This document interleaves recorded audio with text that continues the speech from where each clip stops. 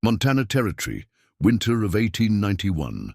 The stagecoach that carried Catherine Miller toward her new life as a mail-order bride never reached its destination. When the wheels broke through ice on a frozen river crossing, she found herself alone in a blizzard, following smoke from a distant chimney to what she thought would be salvation.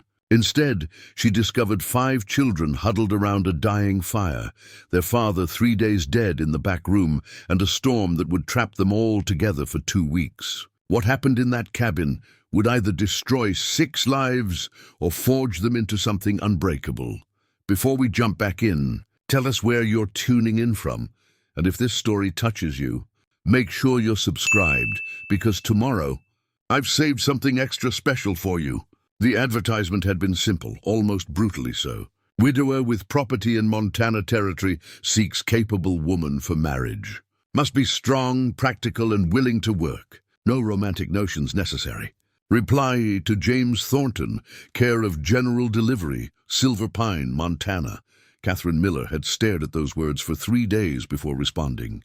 She'd read them so many times she could recite them in her sleep, analyzing each phrase for hidden meaning, for warning signs, for any indication of what kind of man would advertise for a wife like he was hiring a farmhand. She was 32 years old, which made her practically ancient by the standards of Boston society.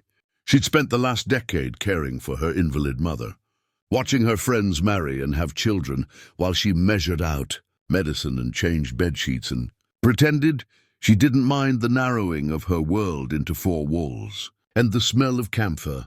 When her mother finally passed in the autumn of 1891, Catherine had found herself alone in a boarding house room with $47 to her name, and no prospects beyond finding work as a seamstress or a laundress, or perhaps a governess if she was very lucky. The thought of spending the rest of her life in service to other people's families, sleeping in attic rooms and eating kitchen scraps, had filled her with a desperation so profound it felt like drowning.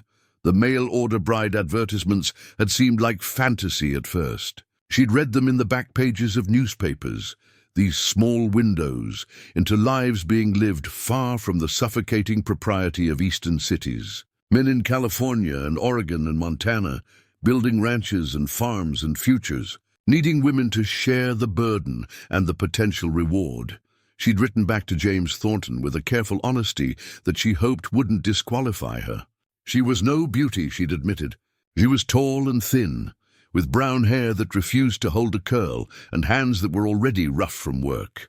She could cook basic meals, keep a house clean, tend a garden, and work hard without complaint. She didn't expect romance or grand gestures. She expected partnership, respect, and a place where she could finally stop feeling like she was borrowing space in someone else's life. His reply had come 6 weeks later, equally honest and equally practical. He was 41, a widower for 2 years, with 5 children ranging from 4 to 13. His ranch was small but profitable, situated in a valley 20 miles from the nearest town. The work would be hard, the winters harsh, the isolation significant. If she could accept these terms, he would send money for her passage and marry her upon arrival. She'd accepted within a day. The journey west had taken 3 weeks. Train to Chicago, then another train to Omaha, then a bone-rattling stagecoach through increasingly wild terrain.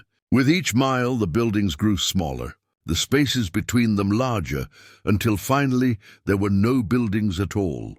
Just endless plains giving way to foothills, giving way to mountains that seemed to touch the sky. Catherine had shared the stagecoach with a freight merchant, a young couple heading to Oregon, and a traveling preacher who spent most of the journey reading his Bible and occasionally offering unsolicited observations about the fate of women who married strangers. "It's a dangerous proposition," he'd said on the 3rd day, his watery blue eyes fixed on Catherine with what he probably thought was fatherly concern. "You don't know this man.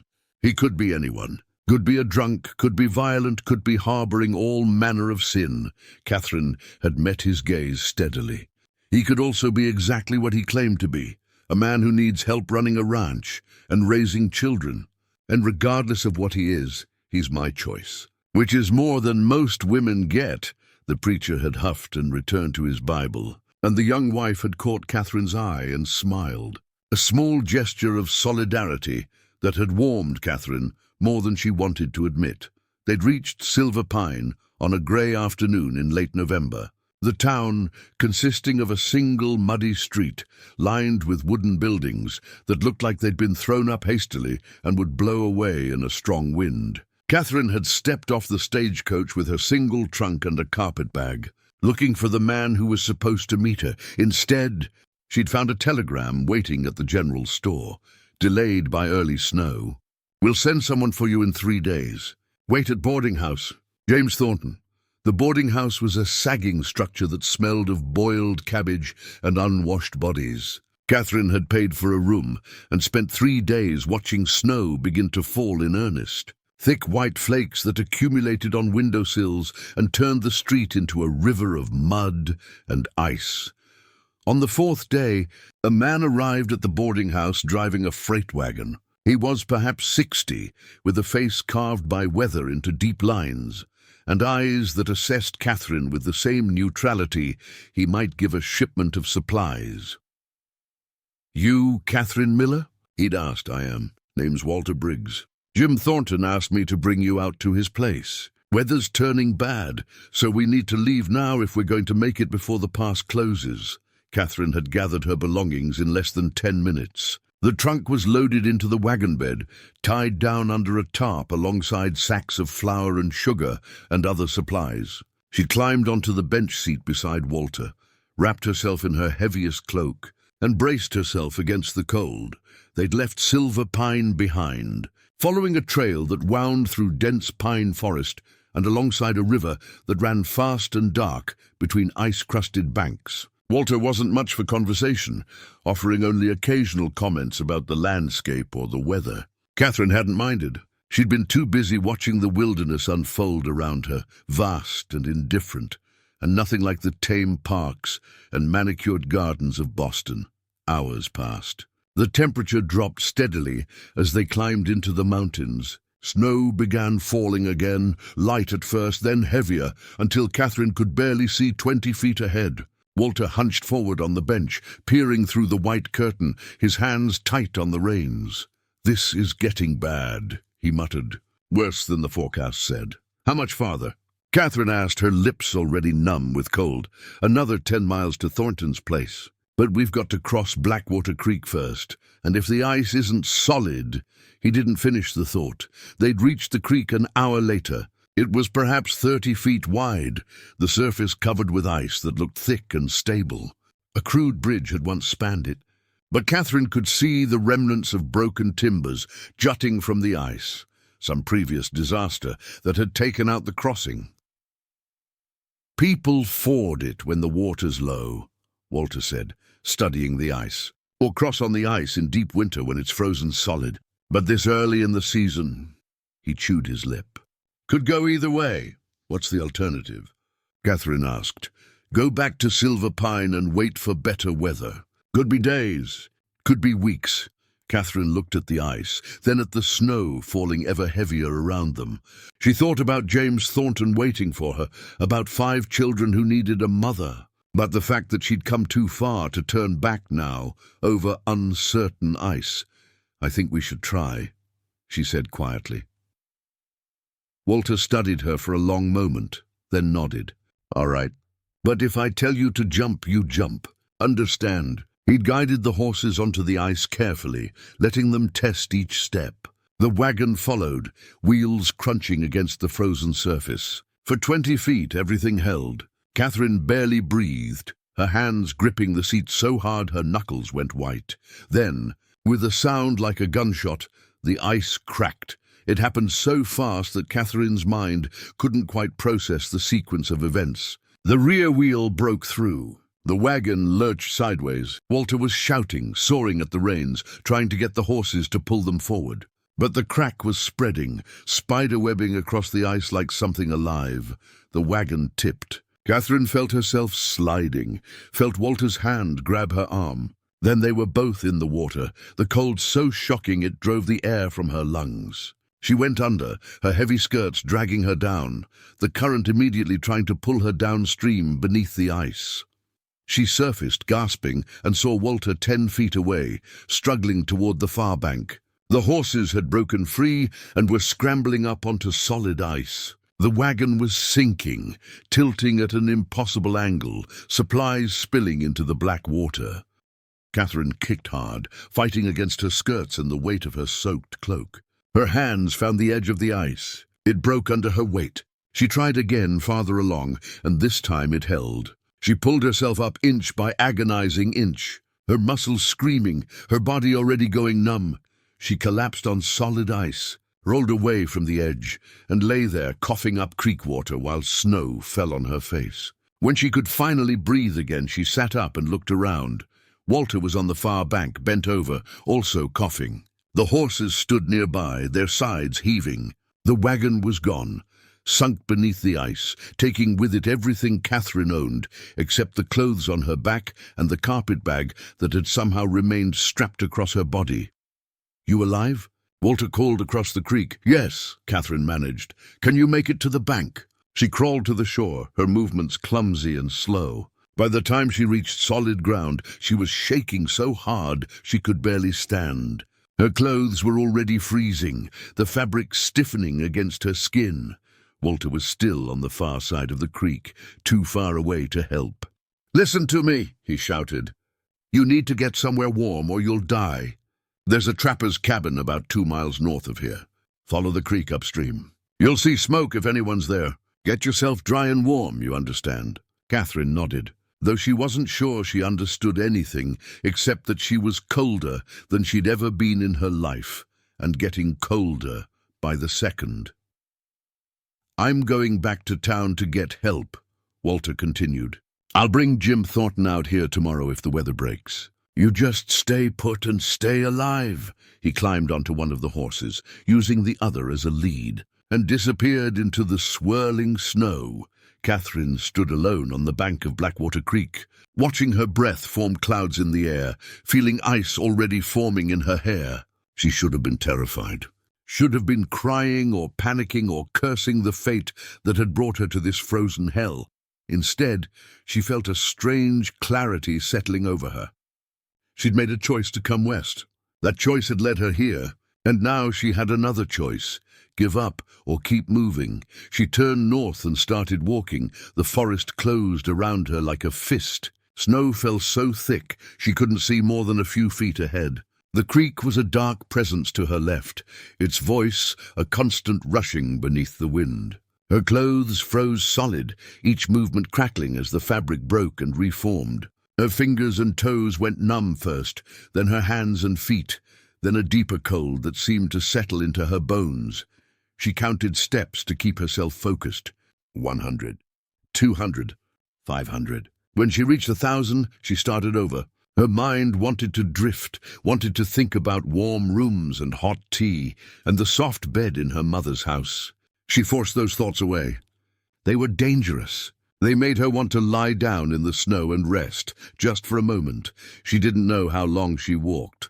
Time became meaningless, measured only in the placement of one foot in front of the other. The world narrowed to snow and trees and the mechanical function of movement. Then, through the white curtain, she saw it. Smoke, dark against the pale sky, rising from somewhere ahead. Catherine changed direction, moving toward that promise of fire and shelter. The cabin materialized gradually. First just a dark shape, then details emerging, log walls, a stone chimney, a single window glowing faintly with interior light. She stumbled to the door and pounded on it with fists that felt like blocks of wood. "Hello, please, I need help." No response. She tried the handle. It turned. Preparing and narrating this story took us a lot of time, so if you are enjoying it, subscribe to our channel. It means a lot to us. Now back to the story. Catherine pushed the door open and fell more than walked inside, landing on her hands and knees on a rough wooden floor. Heat hit her face, painful against her frozen skin. She looked up, blinking away melting ice from her eyelashes, trying to focus on her surroundings. The cabin was small, a single room perhaps 20 feet square.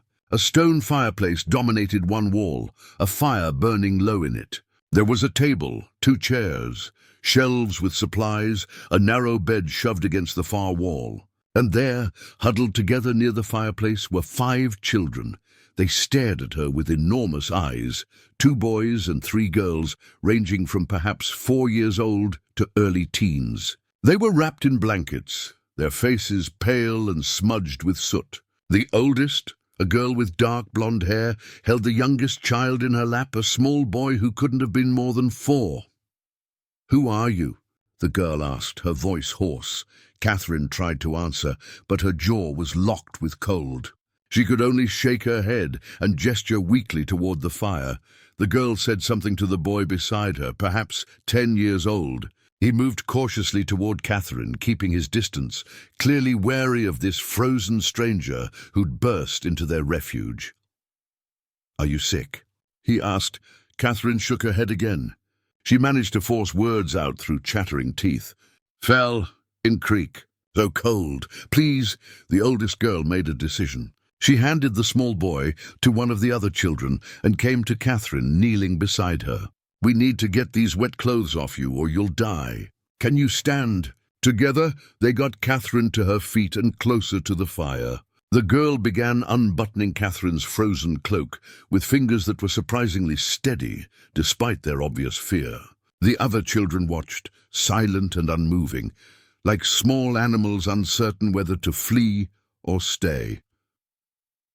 As the girl worked, Catherine's eyes adjusted to the cabin's dim interior. That's when she saw the closed door at the back of the room and noticed the smell underneath the wood smoke. Something wrong, something that didn't belong. "Where are your parents?" Oh, Catherine asked through chattering teeth. The children exchanged glances. The oldest girl paused in her unbuttoning, her face crumpling for just a moment before she forced it back into careful neutrality. "Papa's in the back room," she said quietly. "He died 3 days ago. We've been waiting for someone to come help us. But the snow—" She gestured toward the window, where white pressed against the glass like something trying to get in. Catherine looked at the 5 frightened faces watching her, looked at the dying fire and the nearly empty woodpile beside it, looked at the closed door concealing a body and the window showing only endless snow. She'd come west looking for a new life, for purpose, for a place where she mattered. She'd found 5 children in a cabin, stranded by storm and circumstance, facing death by slow degrees. Well, she'd wanted to matter, hadn't she? Catherine straightened her spine, forced her frozen limbs to cooperate and looked directly at the oldest girl. "What's your name?" "Sarah Thornton." The world tilted.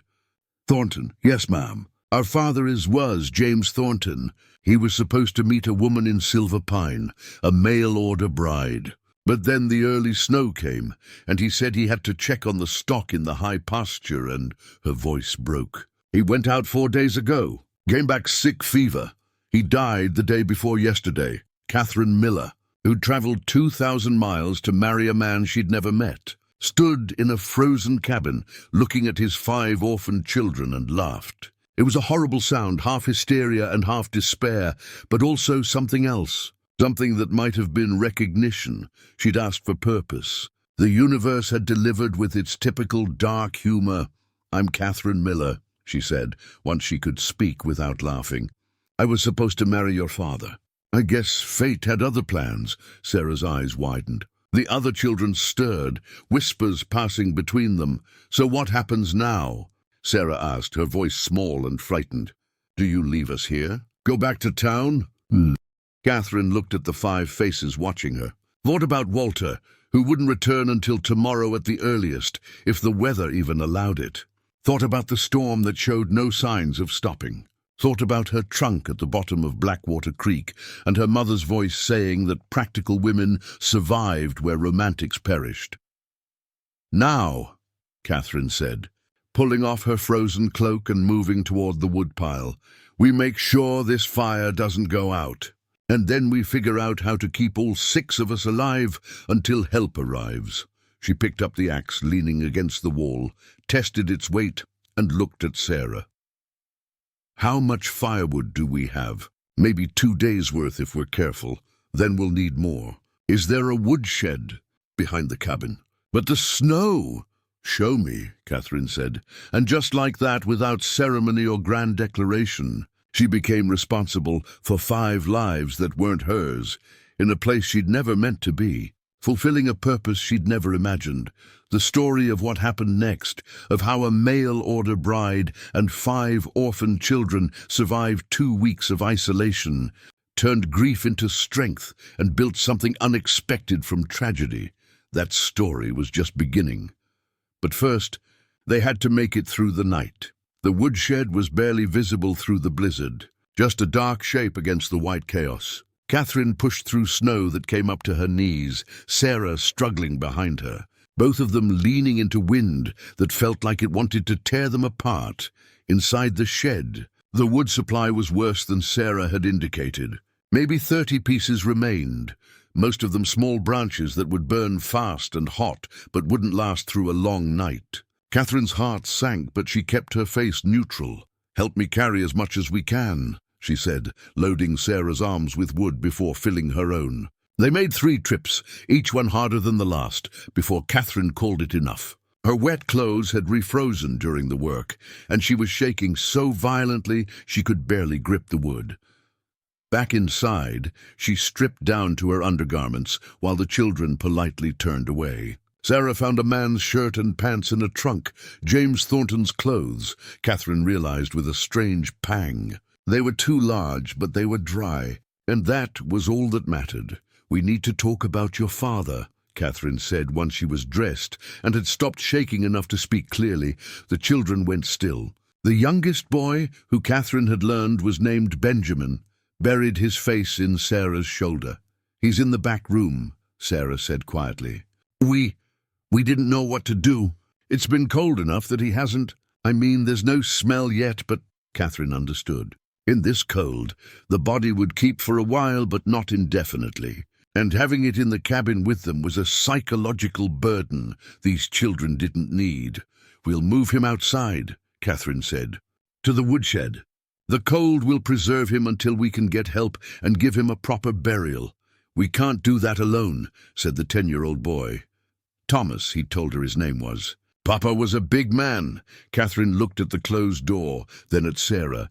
"You and I will manage it. Thomas, you keep the fire going and watch the younger ones." It was one of the hardest things Catherine had ever done. James Thornton had been a large man, well over 6 feet and broad-shouldered. Death had made him heavy and awkward, and the narrow cabin made maneuvering difficult. She and Sarah wrapped him in a blanket, and together they dragged him through the main room while the younger children huddled by the fire. Not watching but hearing everything. Outside, the blizzard provided a mercy. It was so loud and violent that Catherine couldn't think, couldn't feel anything beyond the immediate struggle of getting the body to the woodshed. They laid him as respectfully as they could on the dirt floor, and Catherine said a quick prayer she half remembered from childhood. When they returned to the cabin, both of them were shaking from cold and shock and exertion. Catherine barred the door and moved immediately to the fire, feeding it carefully, trying to make the wood last. "Everyone gather close to the fireplace," she said. "We need to stay warm and conserve fuel." The children obeyed, arranging themselves in a semicircle around the hearth. Now that the immediate crisis had passed, Catherine could finally take stock of them properly. Sarah was 13, tall for her age, with her father's strong features and her mother's dark blonde hair. She'd clearly been trying to hold everything together, playing parent to her siblings, and the strain showed in the tight set of her shoulders and the shadows under her eyes. Thomas was 10, gangly and serious, with brown hair that stuck up in all directions. He watched Catherine with cautious intelligence, assessing whether she could be trusted. The middle child was a girl named Emma, age 8, with red blonde curls and freckles across her nose. She clutched a rag doll and hadn't spoken a single word since Catherine arrived. Then came another boy, Michael, age 6, small for his age and thin, with his father's dark hair and eyes that seemed too old for his face. And finally, Benjamin, the baby at 4 years old, who hadn't left Sarah's lap except when absolutely necessary. 5 children, 5 lives depending on her keeping that fire burning and finding food and water and somehow maintaining hope until rescue arrived. "All right," Catherine said, trying to project confidence she didn't feel. "Let's figure out what we have to work with. Sarah, what food is here?" They took inventory together. The supplies were better than Catherine had feared, but worse than she'd hoped. Flour, cornmeal, salt pork, dried beans, a few withered potatoes, some coffee, and a jar of preserved applesauce. If they were careful, it might last 2 weeks. If they weren't careful, or if rescue took longer than that, they'd be in trouble. Water was easier. There was a pump in the cabin that drew from a spring, though it took significant effort to work the handle. Catherine set Thomas to pumping water to fill every container they had. If the pump froze, they'd be reduced to melting snow, which would consume precious firewood. As evening deepened into night, Catherine made a simple meal of cornmeal mush with small pieces of salt pork. It wasn't much, but it was hot, and the children ate hungrily. Their first real meal since their father had died. While they ate, Catherine asked questions. Learning the story of how they'd ended up in this situation, James Thornton had been a careful man, Sarah explained. He'd brought the children to this cabin, a line shack used during summer grazing season, because he'd needed to check on cattle in the high pasture before winter fully set in. He'd planned to be gone only 2 days, 3 at most, then return them all to the main ranch house in the valley. But the early snow had come suddenly, and James had gone out in it anyway, determined to find the cattle and drive them to lower ground. He'd returned late that first night, soaked and shivering, already feverish. By morning, he couldn't get out of bed. By the second day, he was delirious. By the third day, he was gone. He kept talking about Mama, Benjamin said quietly, the first words Catherine had heard him speak. Said he was going to see her soon. "Your mother passed?" Catherine asked gently. Sarah nodded. 2 years ago, pneumonia. Papa tried his best after that, but running the ranch and caring for 5 children, that's why he sent for a mail-order bride. He said he needed help. Said we needed a mother. The words hung in the air. Catherine looked at these 5 faces, all of them watching her with varying degrees of hope and fear and desperate need, and felt the weight of expectation settle on her shoulders like a physical thing. "I'm not your mother," she said carefully. "I can't be. But I can be here. I can help. And I promise you, I'm not going to leave you alone." It was Emma who moved first. She got up from her spot by the fire, walked over to Catherine and climbed into her lap. She still didn't speak, but she wrapped her thin arms around Catherine's neck and held on tight. Catherine's throat closed. She wrapped her arms around the girl and held her. And one by one, the other children moved closer, until Catherine found herself at the center of a tangle of limbs and small bodies, seeking comfort and warmth and the promise that someone would protect them from the darkness pressing against the windows. That night, they all slept together in a pile near the fireplace. Blankets and coats piled on top of them, the fire burning low but steady. Catherine took the first watch, feeding the fire every hour, listening to the wind howl and the cabin creak, and the soft breathing of 5 children who'd lost everything but still managed to sleep. She thought about the advertisement she'd answered, about James Thornton's careful words describing a practical arrangement. He'd needed someone strong and capable. He'd gotten exactly that, just not in the way any of them had imagined. Around midnight, Sarah woke and insisted on taking over the watch so Catherine could sleep. They sat together by the fire for a few minutes, speaking in whispers so as not to wake the others. "Do you think help will come?" Sarah asked. Catherine considered lying, offering false reassurance. But Sarah was 13, old enough to understand truth better than platitudes.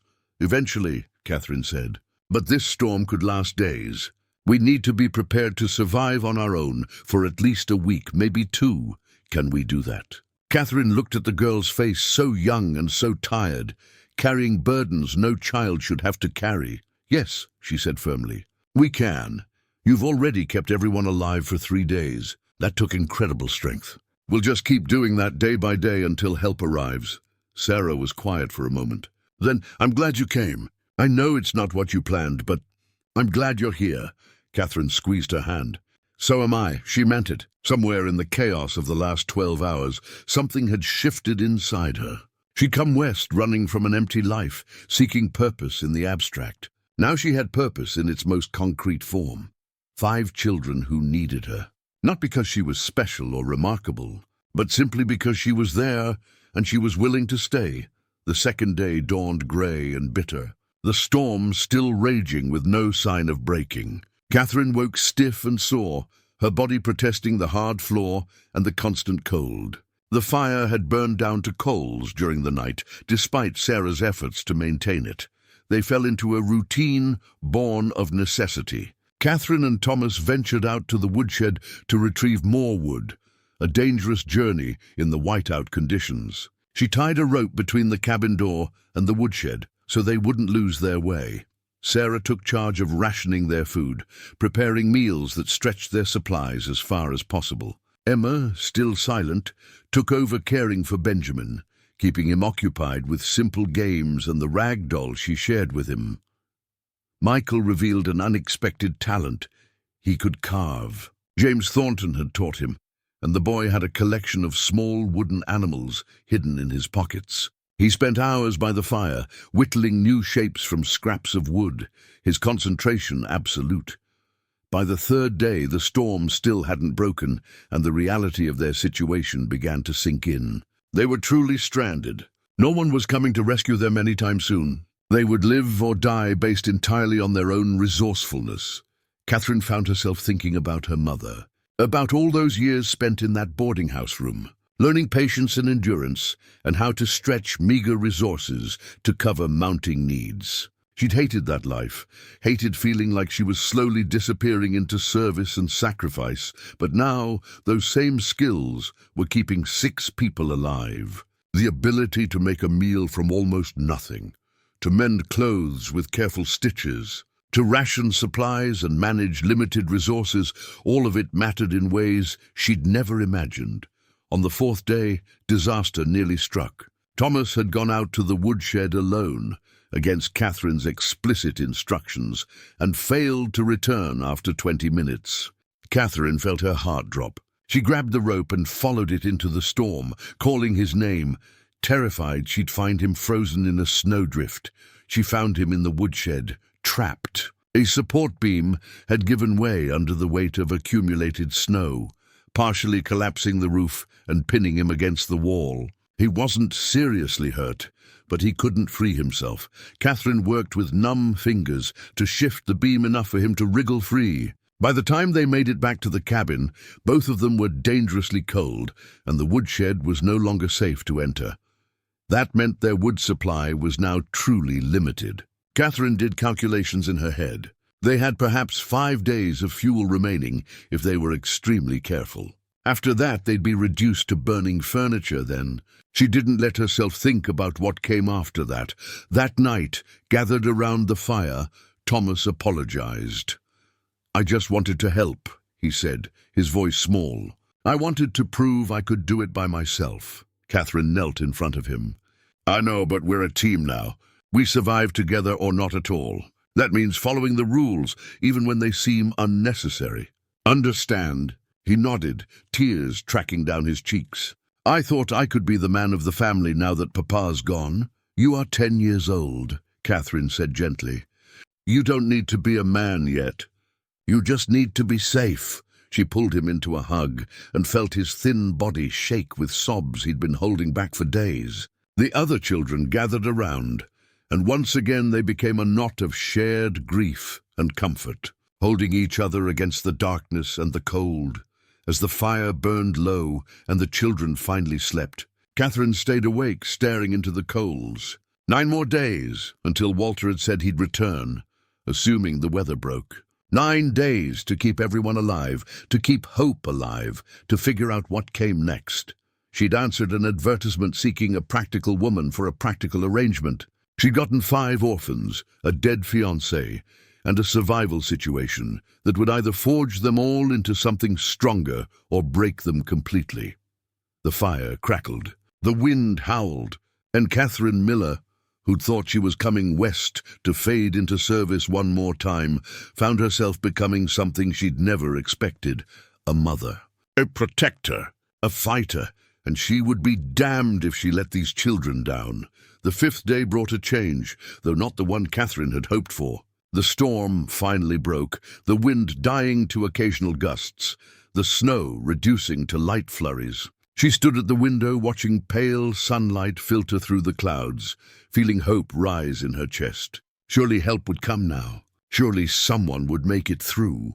But the silence that followed the storm was almost worse than the howling wind had been. It pressed against the cabin walls like a living thing, heavy with isolation. No riders appeared on the horizon. No rescue party emerged from the tree line.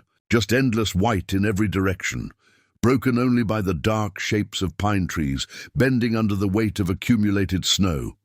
The wood supply had dwindled to critical levels. They had perhaps 3 days remaining, maybe 4, if they let the fire burn dangerously low at night. Catherine found herself doing grim calculations. If she sent the 2 oldest children into the forest to gather deadfall, they might extend their supply. But the snow was waist-deep in places, and the temperature had dropped even further now that the storm clouds had cleared. It would be dangerous work. She made the decision on the morning of the 6th day.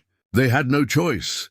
"Sarah, Thomas, we're going out to gather wood," she announced after a meager breakfast of watered-down cornmeal. "Emma, you're in charge while we're gone.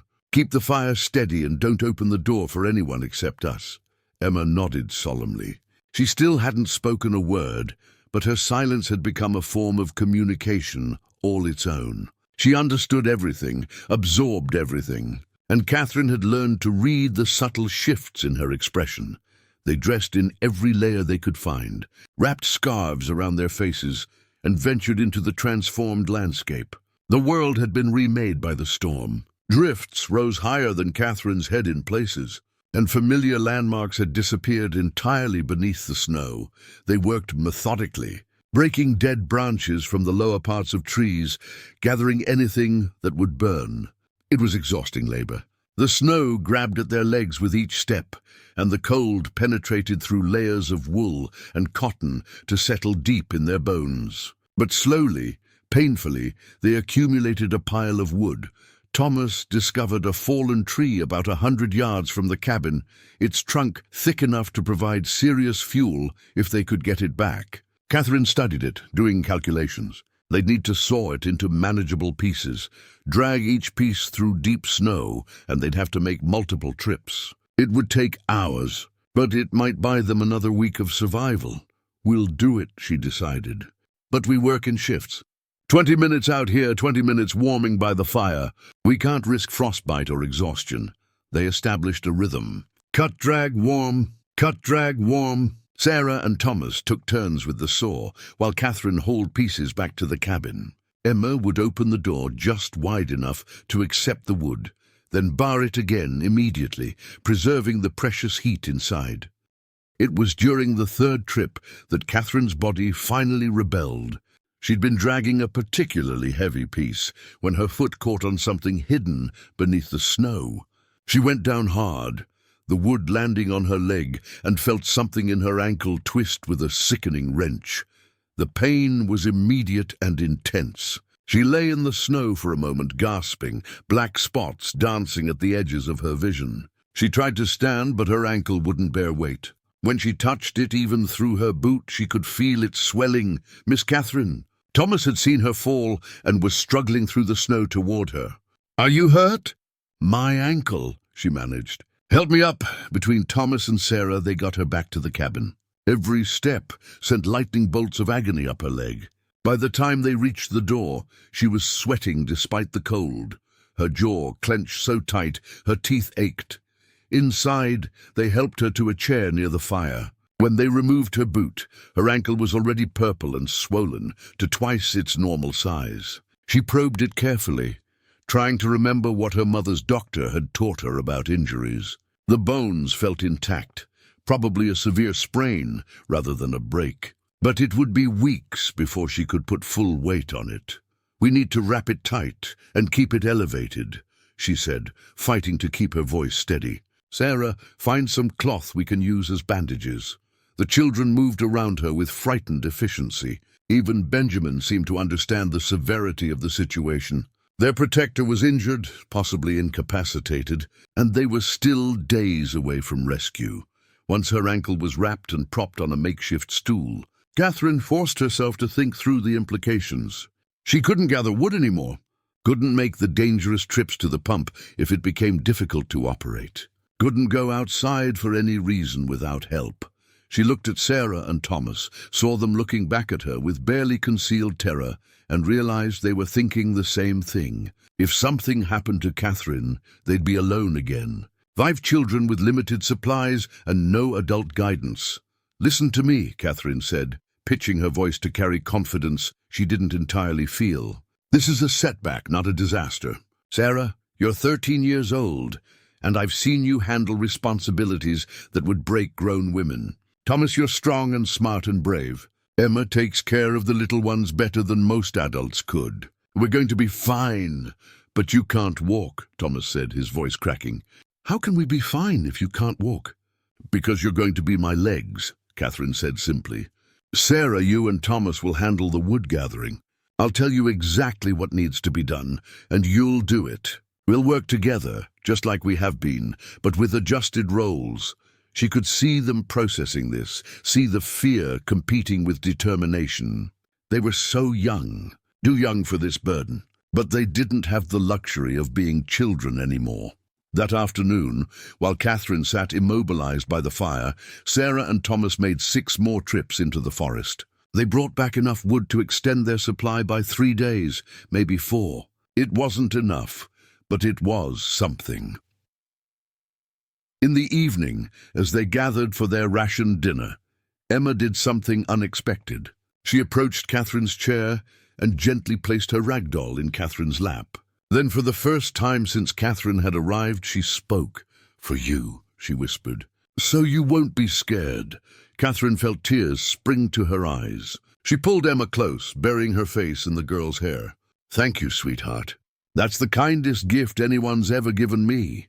The doll stayed in Catherine's lap through dinner, through the evening hours, through the long night when the pain in her ankle kept her from sleeping. It became a talisman, a reminder of why she couldn't give up, why she had to keep fighting even when her body screamed for rest. The 7th day brought a new crisis. Michael woke with a fever. His forehead was burning, and he complained of a sore throat. Catherine's heart sank. Illness here and now could be a death sentence. They had no medicine beyond some willow bark tea that might help with fever, and if whatever he had was contagious, it could sweep through all of them. She isolated him as best she could in the small space, keeping him on one side of the cabin with his own blanket and cup. She sent Sarah to boil water and make the willow bark tea, then sat by Michael's side, sponging his forehead with cool water and trying to remember everything she'd learned about nursing during her mother's long illness. "Tell me a story," Michael whispered, his voice hoarse and small. Catherine's mind went blank. What stories did she know that would comfort a sick 6-year-old? Then she remembered something her father had told her years ago, before he died and left her and her mother alone. "Once upon a time," she began, "there was a little boy who got lost in the woods during a terrible storm. He was cold and scared and didn't know how to get home. But he remembered what his father had taught him, that if you're lost, you stay in one place and make yourself visible. So he found a fallen log and made a small shelter, and he gathered pine boughs to keep himself warm. And he waited." Michael's eyes were fixed on her face, fever-bright but focused. For 3 days and 3 nights, the boy waited in his shelter, and every day he did something to help himself survive. He found berries to eat. He melted snow for water. He kept moving his fingers and toes so they wouldn't freeze. And on the 3rd day, his father found him, because the boy had been smart enough to stay alive until help could arrive. "Did the boy become brave after that?" Michael asked. "No," Catherine said softly. "He'd always been brave. He just hadn't known it until he was tested. Bravery isn't about not being scared. It's about doing what needs to be done, even when you're terrified." Michael was quiet for a moment. "Then are you scared, Miss Catherine?" She could have lied. Probably should have lied. But something in his feverish, serious gaze demanded honesty. "Yes," she said, "I'm very scared. But I'm going to keep doing what needs to be done anyway, because that's what brave people do. And you're brave too, Michael. Fighting this fever, that's brave work." He drifted into fitful sleep shortly after, and Catherine remained by his side, monitoring his breathing, adjusting his blankets, and praying to a God she wasn't sure she believed in that this child would survive. The 8th day was the hardest yet. Michael's fever hadn't broken, and now Benjamin was showing symptoms too. The wood supply was critical. Catherine's ankle throbbed with relentless pain that made it hard to think clearly. And still no rescue party appeared. Sarah, who'd been holding herself together through sheer force of will, finally cracked. Catherine found her in the corner of the cabin, curled into a ball, sobbing so hard her whole body shook. "I can't do this," Sarah gasped when Catherine awkwardly made her way over, leaning heavily on a makeshift crutch Thomas had fashioned from a tree branch. "I can't keep everyone alive. I'm just a kid. I'm just a stupid kid, and Papa's dead and you're hurt, and Michael and Benjamin are sick, and we're going to die here, and it's all going to be my fault." "Stop," Catherine said firmly. She lowered herself to the floor beside Sarah, her ankle screaming in protest. "Listen to me. None of this is your fault. Not one single bit. You've done everything right. You kept your siblings alive for 3 days before I arrived. You've worked harder than most adults ever have to work. You've been strong and capable and brave beyond measure, but what if it's not enough?" Sarah whispered. "What if we all die anyway?" Catherine took Sarah's face in her hands, forcing the girl to meet her eyes. "Then we'll die knowing we fought with everything we had." "But Sarah, I don't think we're going to die. I think we're going to survive this. Maybe not comfortably, maybe not without scars, but we're going to make it through." "How can you know that?" "Because I've watched you for 8 days now, and I've seen what you're made of. You're steel wrapped in soft skin. You're exactly the kind of person who survives impossible things." Catherine pulled her close. "And you're not doing this alone. We're doing it together, all 6 of us, as a family." Sarah clung to her, and Catherine held her while the girl cried out 8 days of accumulated terror and grief and exhaustion. And in that moment, Catherine realized something profound. She'd spent her entire adult life feeling purposeless, invisible, unnecessary to the world. But here now, holding this frightened girl who'd been forced to grow up too fast, Catherine mattered in a way she never had before. She was needed, truly desperately needed. Not to serve or to sacrifice herself into invisibility, but to be present, to be strong. To be the adult in the room when everything was falling apart. That night, as Catherine lay awake, listening to Michael's labored breathing and Benjamin's feverish whimpers, she made a decision. When they survived this, she wasn't going to leave. These children had lost their parents. She'd lost the man she'd traveled thousands of miles to marry. But together, they could build something new. Not a replacement for what they'd lost. Something different. Something forged in the crucible of shared survival, a family. The thought should have terrified her. She'd come west, seeking escape, not responsibility. But instead, she felt something close to peace. Purpose had found her, even if it wore a different face than she'd expected. Outside, the wind picked up again, rattling the windows. The fire burned low, precious fuel consumed to keep 2 sick children warm. And Catherine Miller, her ankle swollen and her body exhausted and her future completely uncertain, felt more alive than she had in 10 years. Tomorrow, she'd figure out how to stretch their supplies another day, how to keep the fire burning, how to tend to sick children and scared children and her own damaged body. But tonight, she was exactly where she needed to be, doing exactly what she needed to do, and that, she realized, was enough. The 9th day began with unexpected mercy. Michael's fever broke just before dawn. Catherine, who'd been dozing fitfully in the chair by his bedside, woke to find him looking at her with clear eyes. The flush gone from his cheeks. "I'm hungry," he said. His voice weak but normal. Catherine felt tears of relief stream down her face. She hadn't realized how much she'd been preparing herself for the worst until the crisis passed. "Thank God," she whispered. "Thank God." Benjamin's fever lingered, but it seemed less severe than his brother's had been. Catherine dared to hope that whatever illness had struck them was running its course. She made thin broth from the last of the salt pork, feeding it to both boys in careful spoonfuls. The wood situation remained desperate. They were down to perhaps 2 days of fuel, and Catherine's ankle, while slightly less swollen, still couldn't bear her full weight. Sarah and Thomas had worked themselves to exhaustion, gathering what they could. But the accessible deadfall near the cabin had been picked clean. That morning, Catherine made a difficult decision. "We're going to start burning the furniture," she announced to the older children. "The table first, then the chairs. We can break them apart and make the wood last longer than you'd think." Thomas looked stricken. "That was Papa's table. He built it himself when we first came to the ranch." "I know," Catherine said gently, "and I'm sorry. But your father would want you alive more than he'd want his table preserved. We do what we must to survive."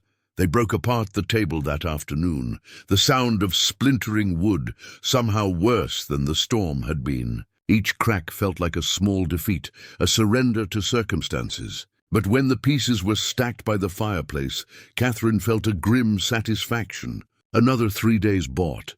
Another 3 days closer to rescue.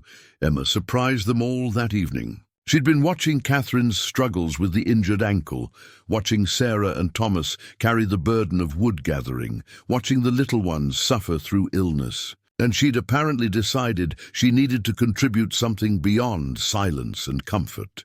She approached Catherine after dinner, her rag doll tucked under one arm, and held out her other hand. In it was a small leather pouch that Catherine recognized from the shelves, tobacco that had belonged to James Thornton. Emma pointed at Catherine's ankle, then mimicked the motion of sprinkling something. "I don't understand."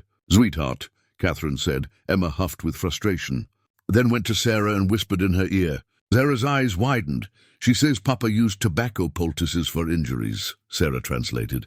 "She watched him do it once, when one of the ranch hands sprained his wrist. She thinks it might help with the swelling." Catherine was doubtful, but she had nothing to lose. Together, they made a paste from the tobacco mixed with a little water, and Emma carefully applied it to Catherine's ankle, her small hands gentle and sure. Then she wrapped it with clean cloth and nodded with satisfaction. "Thank you, Emma," Catherine said, pulling her close. "You're very clever." Whether it was the tobacco or simply time, Catherine's ankle did feel somewhat better the next morning. The swelling had reduced enough that she could put slight pressure on it without wanting to scream. It was progress, however small. The 10th day brought a sound that made everyone's heart leap, the distant crack of a rifle shot, then another, then a third in quick succession. It was a signal, the universal frontier call for attention or distress. Sarah ran to the window. "I see someone, on horseback, coming up the trail." Catherine felt dizzy with relief. 10 days. They'd survived 10 days, and now help was finally arriving. She tried to stand, to go to the door, but her ankle buckled. Thomas and Sarah helped her to the window where she could see. 2 riders were approaching through the snow, moving slowly but steadily. As they drew closer, Catherine recognized Walter Briggs on the lead horse. Behind him rode a younger man she didn't know. "Thank God," she breathed. Thank God they came, but as the riders drew near enough to dismount, Catherine felt a strange reluctance building in her chest. Rescue meant leaving this cabin. It meant facing questions about what had happened, about James Thornton's death, about her status and future. It meant the outside world intruding on the small universe they'd built in this isolated place. Walter knocked on the door, and Thomas opened it. Cold air rushed in, but so did something else, the smell of tobacco and leather and the outside world. Walter stepped inside, his eyes adjusting to the dim interior, taking in the scene before him. 5 children, 2 thin and 2 pale. Catherine Miller in borrowed men's clothes, her foot wrapped and elevated, her hair loose and tangled. The remains of broken furniture by the fireplace. The smell of sickness and wood smoke and desperate survival. "Jesus," Walter breathed. "You're all alive." "Barely," Catherine said. "But yes, we've made it." Walter's companion introduced himself as Robert Hayes. the territorial marshal from Silver Pine. He'd come because James Thornton's death needed to be documented, and because there were questions about the legal status of 5 orphaned children. "I'm sorry about Thornton," Marshal Hayes said, his voice gruff but not unkind. "He was a good man. Hard worker. This is a damn tragedy." "He's in the woodshed," Catherine said quietly. "We moved him there to preserve the body. The children shouldn't have had to live with—" "You did right," Hayes interrupted. "That took clear thinking under hard circumstances. Walter had brought supplies, real food, medicine, blankets, and most importantly, news. The storm had been the worst in 20 years, closing the pass completely for 8 days. He'd tried to reach them sooner, but had been turned back twice by impassable conditions. He'd feared finding them all dead. The Thornton Ranch is about 15 miles from here," Walter explained. "We can make it there by nightfall if we leave within the hour. There's hired men there who've been caring for the livestock. They'll be relieved to know the children survived." Catherine felt the children pressing close to her, their anxiety palpable. The ranch would be strange to them after their father's death. Everything would be different. "What happens to them?" Catherine asked quietly. "To the children?" Marshal Hayes pulled out a notebook, consulting it with bureaucratic efficiency. "That's complicated. Thornton has a brother in California who might take them, though he's never shown much interest in the family. There's also an aunt in Denver, but she's elderly and already caring for her own grandchildren. Most likely, they'll be placed with different families who can afford to take them. Split them up among relatives or charitable folk? No." The word came out before Catherine could stop it. "You can't split them up." Hayes looked at her with weary patience. "Miss Miller, I understand you formed an attachment during this ordeal, but these children need proper homes. They need families who can provide for them." "They have a family," Catherine said. "Each other. Zara has been mother to these children for 2 years. Thomas has tried to be the man of the house." Emma finally spoke for the first time in days. "You cannot tear them apart after everything they've survived." "And what do you propose?" Hayes asked. "You're an unmarried woman with no property, no income, and no legal claim to these children. You can't possibly—" "I came here to marry their father," Catherine interrupted. "That was the plan. The only reason it didn't happen was because he died before I could reach him. But I made a commitment when I answered that advertisement. I made a promise to help raise these children. I intend to keep that promise." The cabin fell silent. Even the fire seemed to stop crackling. The children stared at Catherine with wide eyes, hope and disbelief warring on their faces. Walter cleared his throat. "Catherine, you don't know what you're saying. Raising 5 children alone, running a ranch, it's impossible.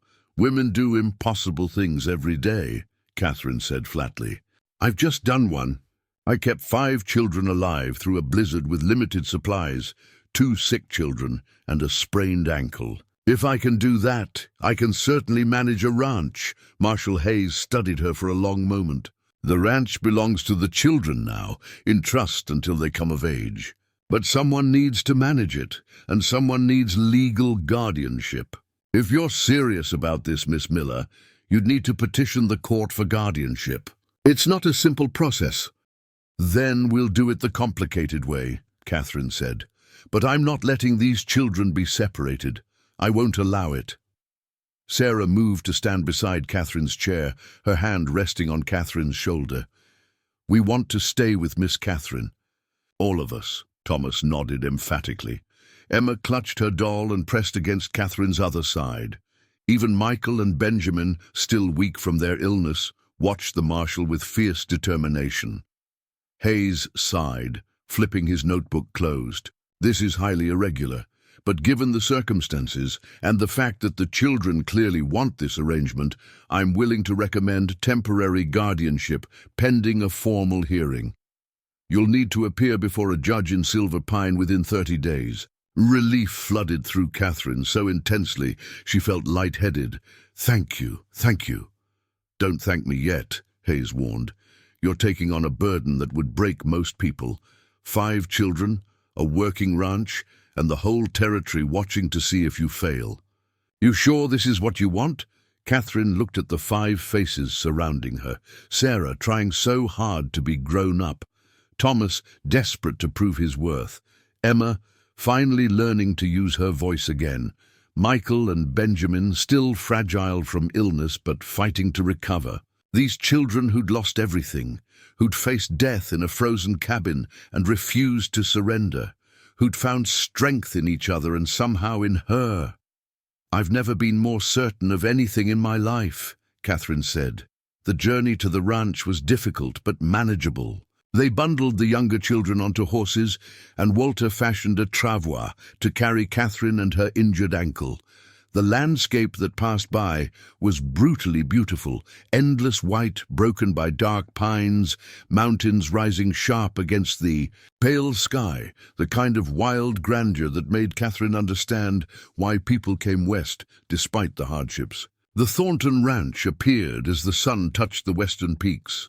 It was larger than Catherine had expected, a main house with a covered porch, a substantial barn, several outbuildings, and corrals that currently held perhaps 30 head of cattle. 2 hired men emerged from the barn as they approached, their faces showing relief at seeing the children alive. Inside the house, Catherine saw the life James Thornton had built. Rooms furnished with handmade furniture, a kitchen well-equipped. For serious cooking, bedrooms enough for each child to have their own space. There were traces of a woman's touch, curtains sewn with care, a sampler on the wall reading "Home Sweet Home," small decorative touches that must have come from the children's mother. Catherine stood in the center of the main room, leaning on the crutch Thomas had made, and felt the weight of what she'd committed to. This wasn't a cabin where survival was the only goal. This was a working ranch that needed managing, animals that needed tending, books that needed keeping, a household that needed running. She'd gone from having nothing to being responsible for everything in the span of 10 days.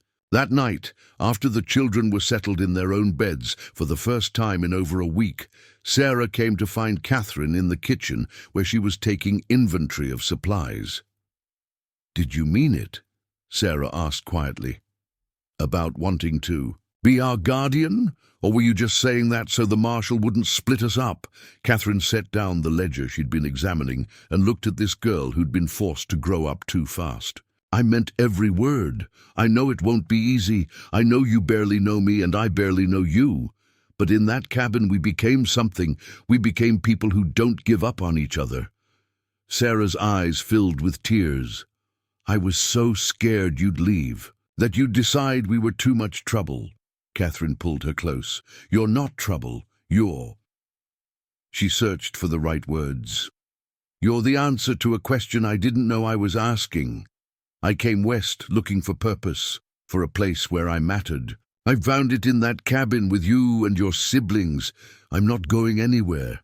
Sarah held on tight, and Catherine let her, understanding that this 13-year-old had carried impossible burdens for too long and needed permission to finally be a child again, at least sometimes. The future was uncertain. The guardianship hearing could go badly. The ranch might fail. The children might resent her authority as they grew older.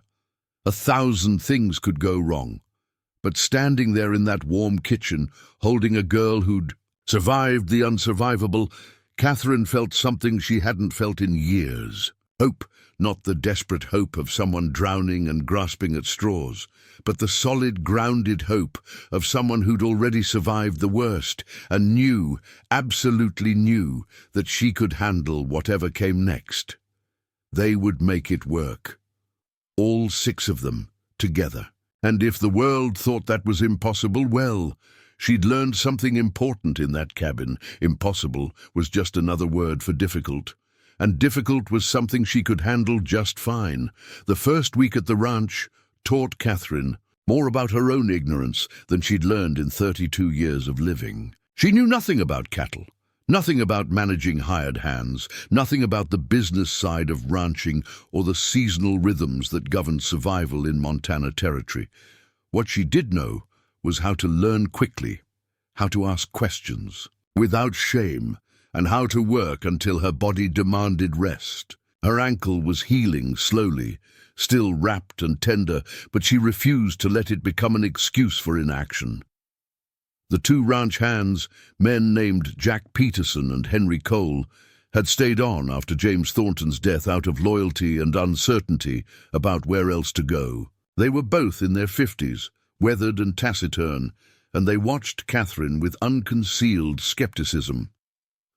On her third morning at the ranch, she found them in the barn, mending tack and speaking in low voices that stopped the moment she appeared in the doorway. "Gentlemen," she said, leaning on her crutch, "I think we need to have a conversation." Jack exchanged a glance with Henry.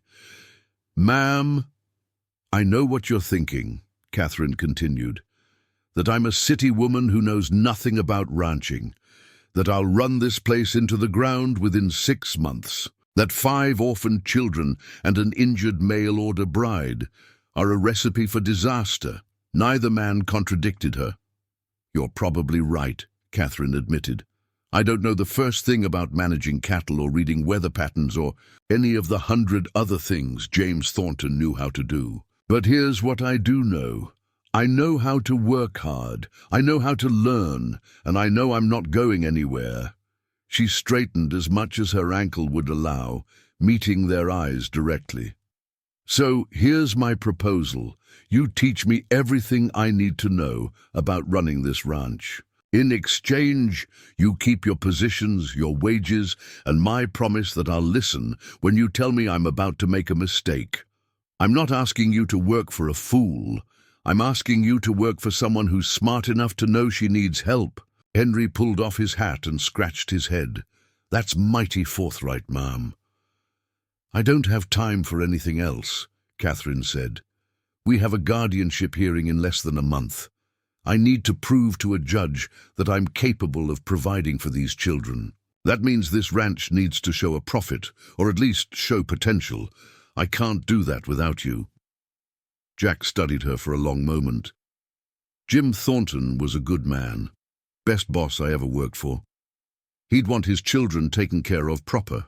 "Then help me do that," Catherine said simply. The two men exchanged another look, some wordless communication passing between them. Finally, Jack nodded. "All right, ma'am, we'll give you a chance. But you got to understand, ranching ain't something you learn from books. It's hard work, every day in all weather. And come spring, when calving starts, you'll be up nights dealing with emergencies and sometimes losing stock, despite your best efforts. I've spent the last 10 days keeping 5 children alive in a frozen cabin with dwindling supplies and no help," Catherine said. "I think I can handle some sleepless nights with cattle." A ghost of a smile crossed Henry's face. "I expect you can at that." Over the following days, Catherine received a brutal education in ranch management. Jack and Henry taught her how to assess the health of cattle, how to recognize when animals needed supplemental feed, how to calculate the amount of hay required to see the herd through winter. They showed her the ranch's financial ledgers, explaining the cycle of buying and selling, the slim profit margins that meant the difference between success and failure. She learned that James Thornton had been a careful manager, building his herd slowly over 15 years, never overextending, always keeping reserves for emergencies. The ranch was solvent, even profitable in good years, but it required constant attention and hard decisions. "The spring calves will be ready to sell come October," Jack explained, showing her the records. "That's when we make our year's income. Everything between now and then is about keeping the herd healthy and preparing for calving season." Catherine absorbed it all, taking notes in a ledger she'd claimed for herself, asking questions that sometimes made the men laugh, but more often made them nod with approval at her quick understanding. Meanwhile, the children were navigating their own adjustments. Being back in their home, but without their father, created a strange dissonance. Familiar rooms felt different. The absence was everywhere, in the empty chair at the head of the table, in the boots by the door that no one had moved, in the way conversations would start and then fade when someone remembered Papa wasn't there to finish the story. Emma retreated into silence again for the first few days, clutching her rag doll and watching everything with enormous, careful eyes. Michael had nightmares, waking screaming about being cold and lost. Benjamin refused to let Sarah out of his sight, following her from room to room like a small, anxious shadow. Thomas tried to fill his father's role, attempting tasks beyond his ability and getting frustrated when he failed. Catherine found him in the barn one afternoon, struggling to repair a broken fence rail, his face red with exertion and tears. "It won't fit right," he said, his voice breaking. "Papa could do this in 5 minutes, but I can't figure it out." Catherine lowered herself onto a hay bale, careful of her ankle. "Your father was a grown man who'd been working with wood and tools for 30 years. You're 10. Of course he could do things you can't do yet, but I should be able to," Thomas insisted. "I'm the man of the family now?" "No," Catherine said firmly. "You're a 10-year-old boy who's part of a family. There's a difference. Being the only male doesn't make you responsible for everything. That's my job now." Thomas looked at her with eyes too old for his face. "But what if something happens to you? What if you leave or get sick or—" "Thomas, listen to me." Catherine waited until he met her eyes. "I know you've learned that the people you love can disappear. Your mother died. Your father died. You had to take care of your siblings in that cabin because there was no one else. But that's changed now. I'm here and I'm not going anywhere. You don't have to be an adult yet. You get to just be a boy." He was quiet for a moment, then, "I don't know how to do that anymore." Catherine's heart broke a little. "Then we'll figure it out together. Starting with letting me help you fix this fence rail, because I actually did learn a bit about carpentry when I was caring for my mother and we couldn't afford to hire help." They worked on the fence together, Catherine talking him through the process, showing him how to measure and angle the cuts properly. By the time they finished, Thomas was smiling, proud of the work he'd done with guidance rather than alone. Sarah was struggling in her own way. For 2 years, she'd been the mother of the family, making decisions, caring for her siblings, carrying responsibilities that should never have been hers. Now Catherine was here, taking over those roles, and Sarah didn't know where she fit anymore. Catherine found her in the kitchen one evening, scrubbing pots with such violence she was in danger of wearing through the metal. "Want to talk about it?" Catherine asked mildly. "About what?" "About whatever's making you attack those pots like they personally offended you." Sarah set down the pot with a clang. "You're doing everything now. Taking care of the little ones, managing the ranch, making all the decisions. You don't need my help." "Ah," Catherine said, understanding. "You think I'm replacing you, aren't you?" Catherine pulled out a chair and gestured for Sarah to sit. When the girl reluctantly complied, Catherine sat across from her. "Sarah, you've been mother, father, and household manager for your siblings for 2 years. You've done an incredible job, but that was never supposed to be your role. You were supposed to be a daughter, a sister, a 13-year-old girl figuring out who she wants to be." "But I'm good at taking care of them," Sarah said quietly. "It's all I know how to do, and you'll keep doing it, just differently. You're their big sister. That's important. That's irreplaceable. But you don't have to be the only adult in the room anymore. You can share the burden." Sarah's eyes filled with tears. "What if I don't know how to just be a sister? What if I've forgotten how to be a kid?" Catherine reached across the table and took her hand. "Then I'll help you remember. But Sarah, here's the truth. You'll never be exactly who you were before your mother died. That girl is gone. But the person you've become, strong, capable, resilient, she's pretty remarkable. We just need to make sure she also gets to have some joy, some lightness, some room to grow in directions that aren't just about survival." That night, Catherine implemented a new dinner routine.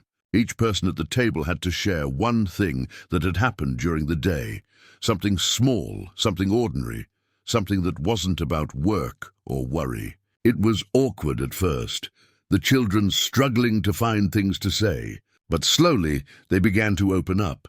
Emma talked about finding a bird's nest in the barn. Michael demonstrated a whistle he'd learned from Henry.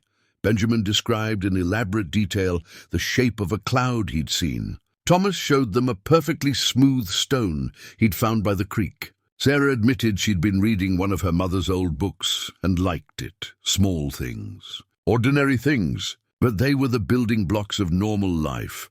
the kind of life these children deserve to have. As the days passed, Catherine watched them begin to heal in small increments. Emma started speaking more regularly, her voice gaining strength. Michael's nightmares became less frequent. Benjamin began to venture away from Sarah's side, exploring the ranch with increasing confidence. Thomas laughed at something Henry said and sounded like a child instead of a tiny adult. But Sarah's healing was more complicated. One afternoon, Catherine found her in her parents' bedroom, holding a dress that had belonged to her mother. "I thought I could alter it for myself," Sarah said, her voice thick with unshed tears. "But I can't. I can't cut into her dress. It feels like losing her all over again." Catherine sat beside her on the bed. "Then don't. Keep it exactly as it is. Keep it for the day when you're ready, whether that's next year or 10 years from now. Do you think Mama would be angry?" Sarah whispered. "That I'm letting you take her place?" "Oh, sweetheart." Catherine pulled her close. "I'm not taking your mother's place. No one could do that. I'm standing in a different place, one that's mine, not hers. Your mother will always be your mother. I'm something else, something new. What are you then?" Catherine thought about it. "I don't know yet. We're making it up as we go. Maybe I'm a guardian. Maybe I'm becoming something like a stepmother.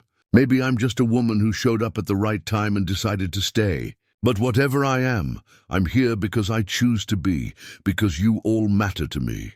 Sarah cried then, really cried, the kind of deep sobs that come from finally feeling safe enough to fall apart.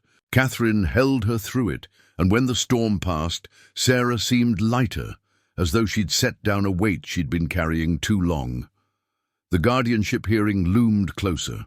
Catherine prepared obsessively, reviewing the ranch's finances, gathering letters of reference from Jack and Henry, documenting everything she'd done since arriving. Marshal Hayes visited twice to check on the situation, each time seeming slightly more convinced that Catherine might actually pull this off. But there was still opposition. Word had spread through the territory about the unusual arrangement. A mail-order bride who'd never married her intended claiming guardianship of his children. Some people were supportive. Others were scandalized. A few were openly hostile, muttering that it wasn't proper, that the children needed a real family, that Catherine was overreaching. The worst came from James Thornton's brother in California, who sent a telegram demanding custody of the children so he could provide them with proper Christian upbringing away from the inappropriate influence of an unmarried woman, Catherine. Read the telegram 3 times, feeling rage build with each reading. He's never shown interest in these children. Sarah says he didn't even come to his sister-in-law's funeral. Doesn't matter, Marshal Hayes said when she showed him the telegram. He's blood family. Judge will have to take that into consideration. Then I'll fight him, Catherine said. If he wants these children, he'll have to prove he can offer them something better than what they have here. And he can't, because what they have here is each other, and a home, and someone who actually cares whether they live or die. She sent her own telegram in response. Children are thriving. Come see for yourself or withdraw your claim. Your choice. No response came, which Catherine chose to interpret as victory, however temporary. The night before the hearing, Catherine couldn't sleep. She lay in bed, James Thornton's bed, though she tried not to think about that, and stared at the ceiling, running through everything that could go wrong. A soft knock came at her door. "Miss Catherine?" It was Emma's voice, small and uncertain. "Come in, sweetheart." Emma slipped into the room, her rag doll tucked under her arm. She climbed onto the bed and curled up next to Catherine. "Are you scared about tomorrow?" Emma asked. "Terrified," Catherine admitted. "Me too." Emma was quiet for a moment. "What happens if the judge says no?" "If he makes us go away with Uncle Robert." Catherine wrapped her arm around the girl. "Then I'll appeal his decision. I'll fight in every court in the territory if I have to. I won't give up on you." "Promise?"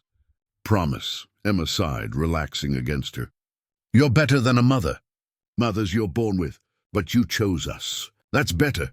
Catherine felt tears sting her eyes. Out of the mouths of children came wisdom she didn't deserve, but would try to live up to. They fell asleep like that. Emma curled safe against Catherine's side, both of them taking comfort in proximity, in the simple fact of not being alone. Tomorrow would bring judgment, one way or another. But tonight they were a family. However untraditional, however improbable, and Catherine would fight with everything. She had to keep it that way.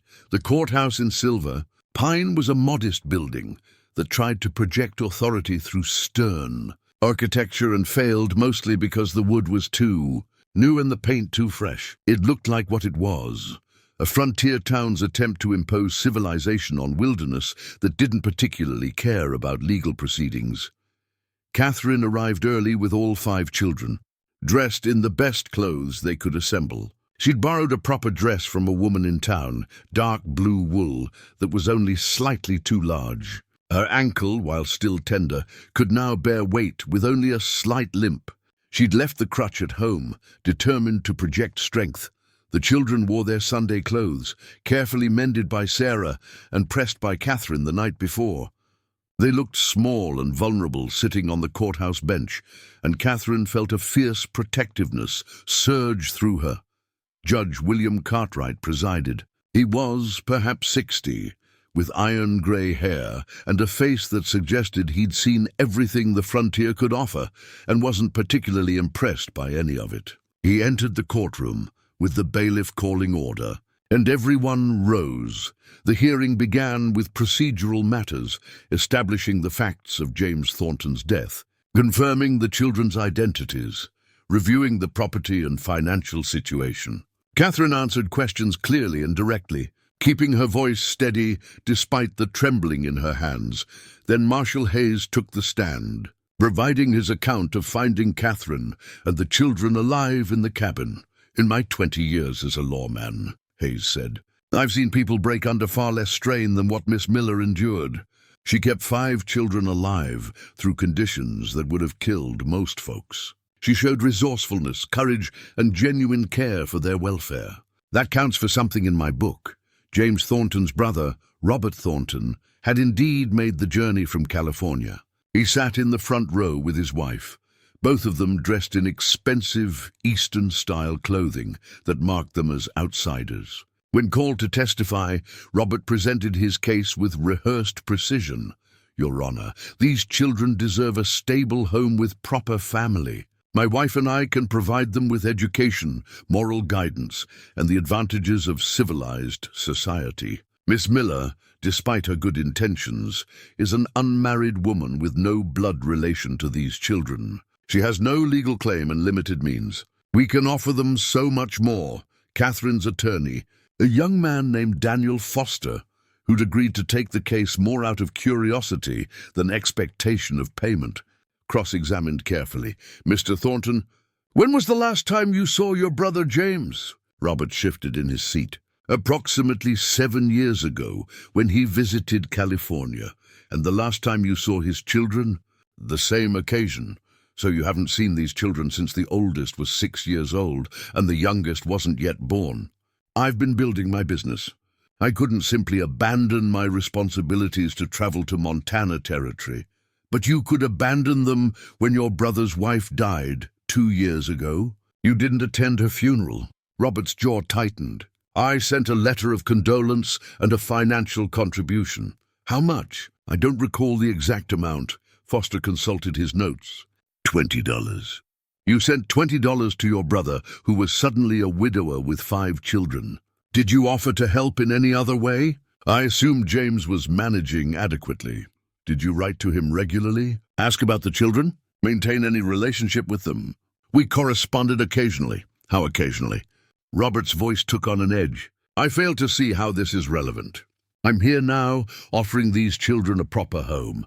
The relevance, Mr. Thornton, is that you show up only now after your brother's death, claiming concern for children you've ignored for 7 years. It seems remarkably convenient timing. How dare you suggest Judge Cartwright's gavel came down? Mr. Foster, unless you have evidence of improper motive, move on, but the damage was done." Robert Thornton's facade of concerned family had been cracked, revealing the calculation beneath. When it was Catherine's turn to testify, She stood on legs that felt like water and took the oath with a hand that trembled only slightly.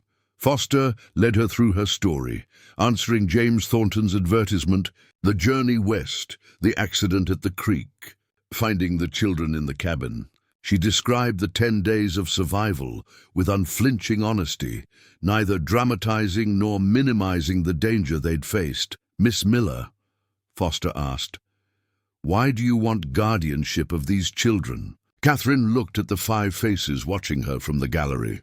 Sarah sitting straight and proud, Thomas trying not to fidget, Emma clutching her rag doll. Michael and Benjamin pressed close to their older sister. "Because in that cabin, we became a family," she said simply. "Not through blood or law, but through shared survival and mutual care. I know them now. I know that Sarah carries the weight of the world on her shoulders and needs permission to just be a girl sometimes. I know that Thomas is trying to grow up too fast because he thinks he has to. I know that Emma speaks with her silence more eloquently than most people speak with words. I know that Michael carves to process his feelings, and Benjamin needs physical closeness to feel safe." She paused, gathering her thoughts. "Robert Thornton may be able to offer them material advantages, but I can offer them something he can't. A home where they don't have to be torn from each other, where they can heal from their father's death together, where someone knows them as individuals rather than as obligations to be fulfilled. You understand that raising 5 children alone will be extraordinarily difficult. I understand it will be the hardest thing I've ever done. I also understand it will be the most important thing I've ever done." During cross-examination, Robert Thornton's attorney, a polished man from California who'd accompanied them, attacked from every angle. "Miss Miller, you have no experience raising children, correct? I helped raise myself after my father died, and I cared for my invalid mother for 10 years. I understand responsibility and sacrifice, but you've never been married, never had children of your own. How can you possibly provide proper moral guidance?" "I can provide the same guidance any decent person provides. Honesty, integrity, hard work, and compassion. Those qualities aren't dependent on marital status. You're attempting to run a cattle ranch with no experience in that industry. How long before you fail and these children lose everything? I have experienced ranch hands teaching me. I have James Thornton's careful records to guide me. And I have determination to succeed. That combination has built most of the enterprises in this territory. Your Honor," the attorney said, turning to the judge, "this is precisely the kind of impractical sentimentality that leads to disaster. Miss Miller may have temporarily kept these children alive, but that doesn't qualify her to provide for them long term. She's unmarried, inexperienced, and frankly, her presence in their home without a marriage having taken place is bordering on scandalous." Catherine felt anger flash through her. What's scandalous is a man who ignored his brother's children for 7 years, suddenly claiming them like property the moment there might be an inheritance involved. The attorney's face reddened. "How dare you? I dare because I've earned the right to speak for these children. I've fed them when they were hungry, warmed them when they were freezing, comforted them when they were terrified." "Where were you?" "Miss Miller," Judge Cartwright said, his voice carrying warning. Catherine forced herself to sit back, to breathe, to regain control. But she met Robert Thornton's eyes directly, and he was the first to look away. The judge called a recess, and during the break, Catherine gathered the children in a side room. They clustered around her, all of them pale and nervous. "What's going to happen?" Thomas asked. "I don't know," Catherine admitted. "The judge will decide based on what he thinks is best for you." "But we know what's best for us," Sarah said fiercely. "We want to stay with you." "Then we'll tell him that," Catherine said. "When he asks, and I think he will, you tell him the truth about what you want." Sure enough, when the hearing resumed, Judge Cartwright called each child forward individually. He spoke to them in his chambers, away from the tension of the courtroom, asking them about their lives, their father, their wishes for the future. Sarah went first, and when she emerged 20 minutes later, her eyes were red, but her expression was determined. Thomas followed, then Emma, then Michael. Benjamin, being only 4, was excused from the questioning. though the judge spoke to him briefly with Sarah present. The waiting was excruciating. Catherine sat in the courtroom, hands clasped so tightly her knuckles went white, trying to read meaning in the judge's expression when he returned. Finally, all the testimony was complete. Judge Cartwright sat at his bench, reviewing his notes, while the courtroom held its collective breath. "This is a difficult case," he began. "We have two parties, both claiming to want what's best for these children. On one side, we have blood family offering material advantages and social respectability. On the other, we have a woman with no legal claim, but who has demonstrated remarkable dedication under extraordinary circumstances." Catherine's heart hammered against her ribs. "Mr. and Mrs. Thornton, your offer to take the children is generous on its face. However, I am troubled by several factors. First, your long absence from these children's lives suggests that your interest in them is recent and possibly motivated by factors other than pure concern for their welfare. Second, your plan to separate them from their home and community would uproot them at a time when stability is crucial. Third, and most importantly, none of the children expressed any desire to live with you. Sarah, the eldest, was quite articulate on this point. Robert Thornton started to stand, but the judge held up his hand. "However, Miss Miller, your situation is also irregular. You are unmarried, inexperienced in both ranching and child-rearing, and attempting something that might prove to be beyond your capabilities. Ordinarily, I would not grant guardianship under these circumstances." Catherine felt her world tilting. This was it. She was going to lose them. But the judge continued, and that single word changed everything. "I am persuaded by several factors in your favor. First, the testimony of Marshal Hayes regarding your conduct in the cabin demonstrates resourcefulness and commitment. Second, the ranch hand's statement suggests that you are learning quickly and managing the property responsibly. Third, and again most importantly, all 5 children expressed clear and consistent desire to remain with you." He set down his papers and looked directly at Catherine. "The law is meant to serve the welfare of children, not the convenience of adults. In this case, the children's welfare appears to be best served by allowing them to remain together in their home with the person they've chosen to trust. Therefore, I am granting Miss Catherine Miller temporary guardianship of Sarah, Thomas, Emma, Michael, and Benjamin Thornton, pending review in 6 months. The courtroom erupted. Catherine felt tears stream down her face as the children rushed to her, all of them talking at once, holding on to her as though she might disappear. Through the chaos, she caught the judge's eye, and he nodded slightly, an acknowledgement that she'd been given a gift and a burden in equal measure. Robert Thornton stormed out with his wife, making vague threats about appeals that Catherine suspected would never materialize. He'd made his gesture toward family duty and could now return to California with a clear conscience. Outside the courthouse, in the weak winter sunlight, Catherine stood surrounded by her 5 children, no longer orphans in her care, but officially her responsibility. The town was watching, some faces friendly, others skeptical, all of them curious about whether this unlikely family would survive. Marshal Hayes approached, extending his hand. "Congratulations, Miss Miller. You've got your work cut out for you." "I know," Catherine said, shaking his hand firmly. "But I think we're up to the challenge. 6 months," he reminded her. "The judge will want to see that you're managing successfully. That means keeping the children healthy, keeping the ranch profitable, and proving that this arrangement works." "We will," Catherine said, and she meant it with every fiber of her being. On the ride back to the ranch, the children were giddy with relief, chattering about the hearing, about what the judge had said, about how Uncle Robert had looked when he lost. Catherine let them have their moment of victory, though she knew the real work was just beginning. 6 months to prove they could be a family. 6 months to learn ranching well enough to show profit. 6 months to transform an improbable arrangement into something permanent and real.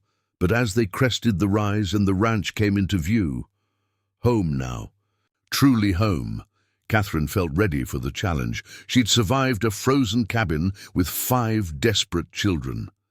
She'd faced down death and won. She'd stood in a courtroom and fought for something that mattered. 6 months was just another kind of survival.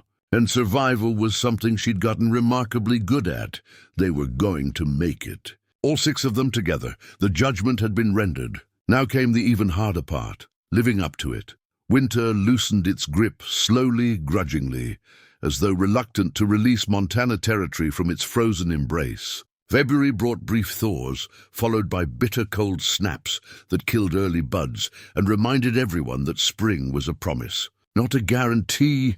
Catherine threw herself into learning the ranch with an intensity that bordered on obsession. She knew the 6-month review loomed like a sword above their heads, and she couldn't afford to fail. Every morning before dawn, she was in the barn with Jack and Henry, learning to read the subtle signs of cattle illness, understanding the timing of spring pasture rotation, absorbing knowledge that most ranchers spent lifetimes accumulating. Her hands, already rough from years of caring for her mother, developed new calluses. Her body, pushed beyond what she'd thought possible, grew stronger. She learned to throw hay bales, to repair fence lines, to sit a horse despite having ridden only twice in her entire life before coming west. The children adapted to their new normal in different ways.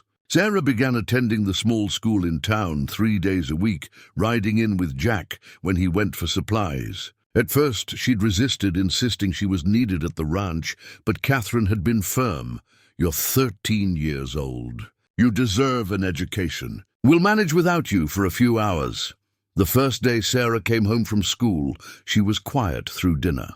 Catherine worried that something had gone wrong, that the other children had been cruel about her unusual family situation. But after the younger ones were in bed, Sarah sought her out. "There's a girl at school named Rebecca," Sarah said, twisting her hands together. "She invited me to her house next week to just visit. Like friends do." Catherine felt her throat tighten. "That's wonderful, Sarah." "I don't know how to do that," Sarah admitted. "Be friends with someone my age. I've only known how to be a caretaker." "Then you'll learn," Catherine said gently. "The same way you learned everything else, by trying, making mistakes, and trying again."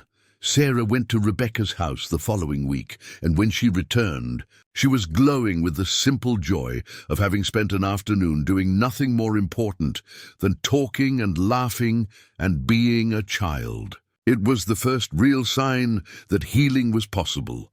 Thomas found his place working alongside Henry in the barn. The older man had a gift for teaching without making a boy feel small, showing Thomas how to properly care for tack, how to groom horses, how to repair things rather than replace them.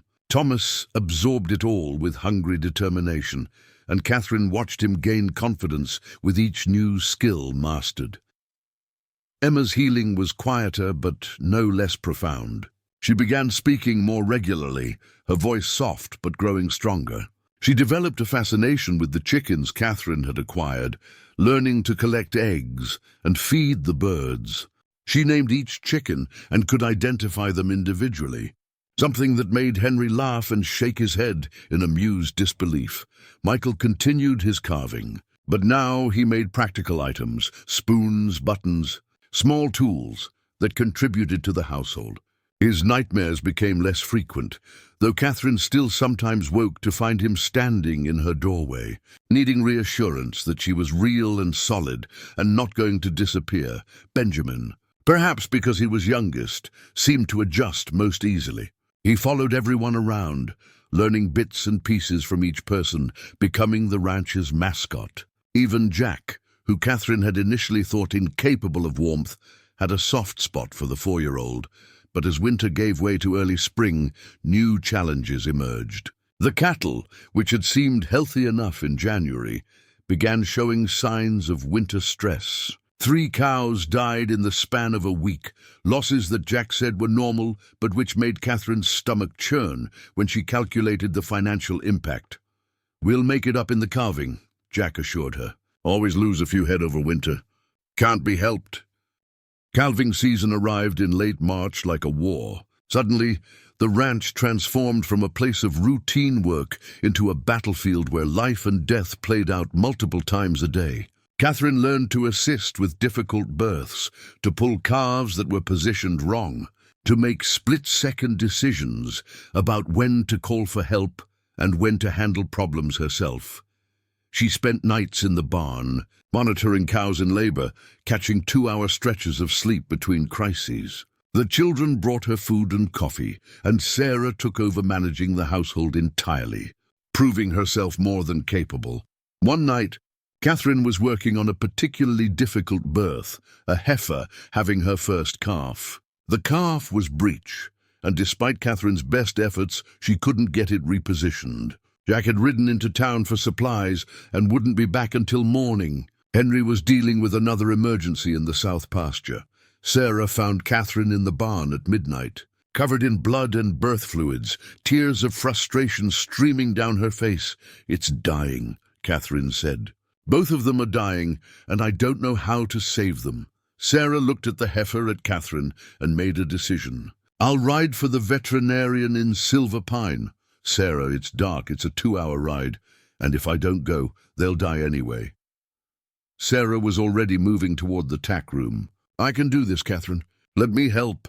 Catherine wanted to say no to keep her safe, but she recognized the look in Sarah's eyes. It was the same look she'd seen in the mirror every morning since arriving in Montana, the look of someone who refused to let obstacles determine outcomes.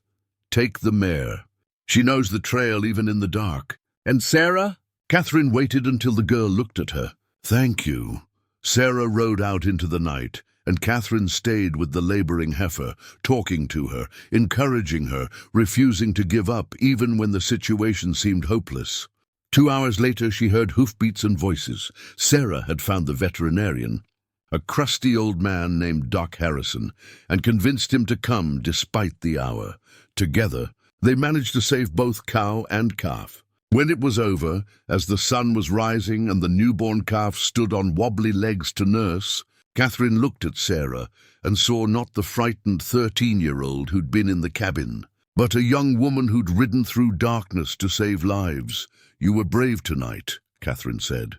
Sarah smiled tiredly. "I learned from the best." April brought a different kind of crisis. A delegation from town arrived at the ranch, 3 women from the church, their faces set with righteous concern.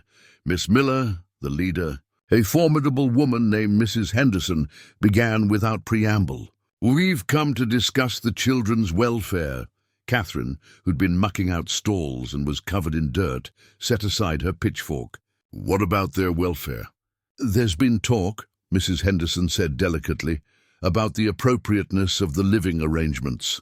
An unmarried woman sharing a home with 5 children, including boys approaching adolescence. It's irregular." Catherine felt anger kindle in her chest.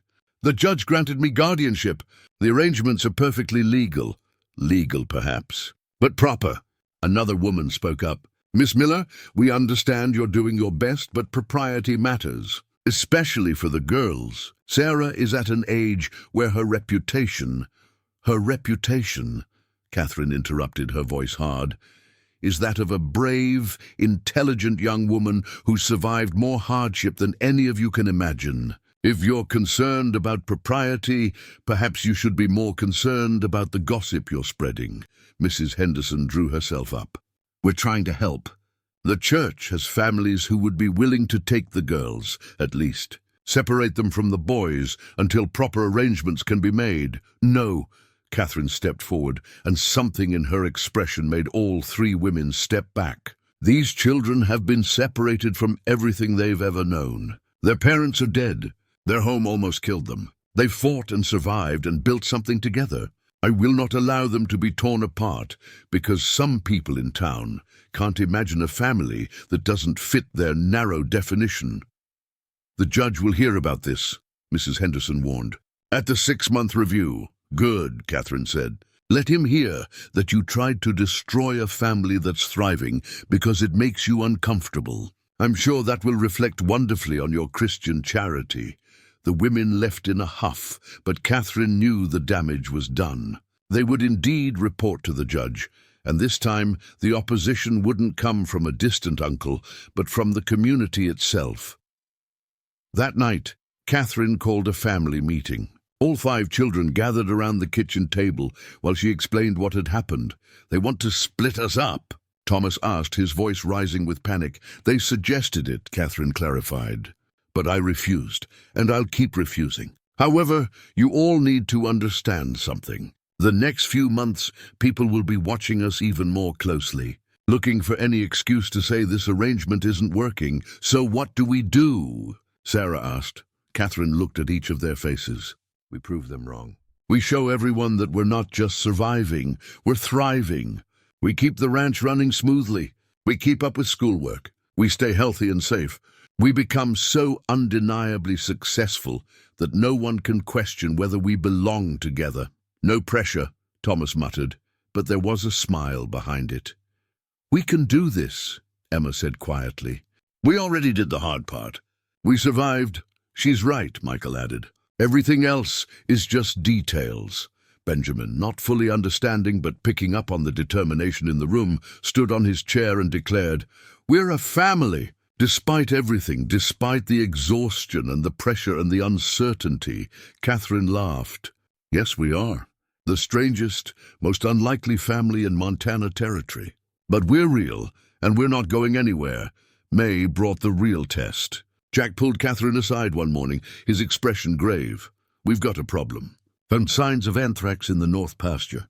Lost 2 head overnight." Catherine's blood went cold. "Anthrax could wipe out an entire herd. It could destroy everything they'd built. What do we do?" "Quarantine the affected area. Burn the carcasses. Keep close watch on the rest of the herd, pray." Jack's voice was grim. "And report it to the Territorial Livestock Board. They'll want to inspect, might order a larger quarantine." "That would ruin us for the 6-month review," Catherine said. "Maybe, but hiding it would be worse. If it spreads to other ranches, they'll trace it back to us. You'd lose more than guardianship. You'd lose everything." Catherine made the hardest decision of her tenure as guardian. She reported the outbreak honestly, accepted the inspection and the temporary quarantine, and worked around the clock to contain it. The community watched, some with sympathy, others with barely concealed satisfaction at her apparent failure. But Catherine had learned something in that frozen cabin. She'd learned that survival meant making hard choices and living with consequences. She'd learned that doing the right thing didn't guarantee reward, but doing the wrong thing guaranteed regret. The outbreak was contained to 6 animals total. The territorial inspector, impressed by Catherine's immediate action and transparent cooperation, wrote a favorable report. Word spread that the new guardian of the Thornton children had integrity, even when it cost her. As June approached and the 6-month review loomed closer, Catherine took stock. The ranch was solvent, if not profitable. The children were healthy, educated, and demonstrably well cared for. The house was clean and organized. The livestock, despite losses, was well managed. But more than that, they were happy. That was the truth that couldn't be quantified in a report or demonstrated in a courtroom. They laughed at dinner. They worked together without resentment. They'd stopped just surviving and started actually living. One evening, as Catherine was putting Benjamin to bed, he asked her a question that had clearly been on his mind. "Are you going to be our mama now?" Catherine sat on the edge of his bed, choosing her words carefully. "I can't replace your mama. She'll always be your mama, and she'll always love you. But I can love you too in my own way." "Would that be okay?" Benjamin thought about it seriously. "Can you be Mama Catherine?" She felt tears spring to her eyes. "I would be honored to be Mama Catherine." He threw his arms around her neck and held tight. "Good, because I already tell people you're my mama anyway." Catherine held him, this little boy who'd survived so much, and felt something shift inside her. She'd come west running from an empty life. She'd found a full one, messy and difficult, and more than she'd ever imagined she could handle. But it was hers. They were hers, and she was theirs. The 6-month review was in 2 weeks. Whatever happened, they'd face it together, as a family. The second hearing was nothing like the first. Judge Cartwright arrived at the ranch unannounced on a bright June morning, accompanied by Marshal Hayes and a court clerk. Catherine was in the vegetable garden with Emma when they rode up, both of them with dirt under their fingernails and sun on their faces. "Your Honor," Catherine said, wiping her hands on her apron, "we weren't expecting you until next week." "Precisely why I came today," Cartwright said, dismounting. "I want to see how this family actually functions, not how you prepare it to be seen." Catherine's heart hammered, but she nodded. "Then you're welcome to observe. We have nothing to hide." What followed was the strangest day of Catherine's life. The judge simply watched. He observed Thomas working with Henry in the barn, the boy's competence and confidence evident in every movement. He sat at the kitchen table while Sarah prepared lunch, noting the easy efficiency with which she managed the household tasks while discussing her schoolwork with Catherine. He walked the property with Jack, who spoke frankly about Catherine's steep learning curve and occasional mistakes, but also about her willingness to listen and learn. He reviewed the financial ledgers, tracing Catherine's careful accounting of every dollar spent and earned. Most tellingly, he spent an hour simply sitting on the porch while the children played in the yard. Michael showed him his carvings. Emma introduced him to each chicken by name. Benjamin climbed into his lap uninvited and fell asleep there, comfortable with this stranger in a way that spoke volumes about the security he felt in his home. At dinner, the judge sat at the head of the table, James Thornton's old place, and observed the family dynamic. The easy conversation, the way the children helped without being asked, the laughter that came naturally. Sarah teasing Thomas about a girl at school, Emma quietly ensuring Benjamin ate his vegetables, Michael discussing a book he was reading with genuine enthusiasm, and Catherine presiding over it all not with stern authority, but with warmth and humor, keeping order without suppressing joy, correcting behavior without crushing spirit. After the children were in bed, Judge Cartwright sat with Catherine on the porch, the summer evening warm and gentle around them. "I've received several letters about your guardianship," he said without preamble. Mrs. Henderson wrote expressing concerns about propriety.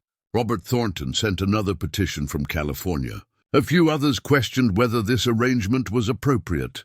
Catherine's stomach dropped, but she kept her voice steady. "And what did you conclude?" "That people fear what they don't understand," Cartwright said. "They see an unmarried woman raising 5 children and assume something must be improper. They can't imagine that family is defined by love and commitment rather than legal documents and blood ties." He pulled out a paper from his jacket. "But I also received letters of support from Doc Harrison praising your honesty during the anthrax outbreak, from the school teacher noting Sarah's remarkable progress and adjustment, from a dozen families in town who've witnessed your dedication, from Jack and Henry, who say they've never worked for anyone who cared more about doing right than looking right." Catherine felt tears prick her eyes, but refused to let them fall. "Miss Miller, or should I say, Mama Catherine, as young Benjamin called you earlier, I came here prepared to find problems. I expected to see children being exploited for labor, or a household barely managing, or some evidence that temporary guardianship was a mistake." He paused, looking out across the ranch, where fireflies were beginning to emerge in the gathering dusk. "Instead, I found something I rarely see in my courtroom, a family that actually works. Not perfectly, not without challenges, but genuinely and completely. Those children aren't just surviving under your care. They're flourishing." Catherine's breath caught. "Does that mean—" "It means I'm granting permanent guardianship, effective immediately. The temporary period is ended. These children are legally yours, Miss Miller, for as long as they need you and you're willing to have them." The relief was so intense, Catherine had to grip the porch railing to stay upright. "Thank you. Thank you, don't thank me. You earned this. You took 5 broken children and a desperate situation and built something remarkable." He stood, preparing to leave. "Though I do have one piece of advice. Anything. Stop trying to prove yourself to people who've already made up their minds about you. Live your life for this family, not for the judgment of strangers. That's the only approval that matters." After he left, Catherine sat alone on the porch for a long time, letting the magnitude of what had happened wash over her. Permanent guardianship. No more reviews, no more tests, no more proving herself to courts and communities. Just the daily work of raising 5 children who are now truly hers. Sarah found her there an hour later. "Is everything okay?" "I saw the judge leave." Catherine turned to her, and the smile that broke across her face was pure joy. "Everything is more than okay. We won, Sarah. Permanent guardianship. We're officially a family." Sarah's eyes widened, then filled with tears. She launched herself at Catherine, wrapping her in a fierce hug. "We're staying together?" "Really? Really?" "Forever, if you'll have me." The word spread through the house like wildfire. Within minutes, all 5 children were on the porch, talking over each other, laughing and crying and celebrating. Benjamin danced in circles, shouting, "We're a family," while Emma hugged her rag doll and smiled wider than Catherine had ever seen. Thomas and Michael performed an elaborate handshake they'd apparently been practicing for this exact moment. In the chaos and joy, Catherine found herself thinking about that frozen cabin 7 months ago, about 5 frightened children and a desperate woman who'd stumbled into their lives by accident, about how tragedy and chance had somehow transformed into purpose and family.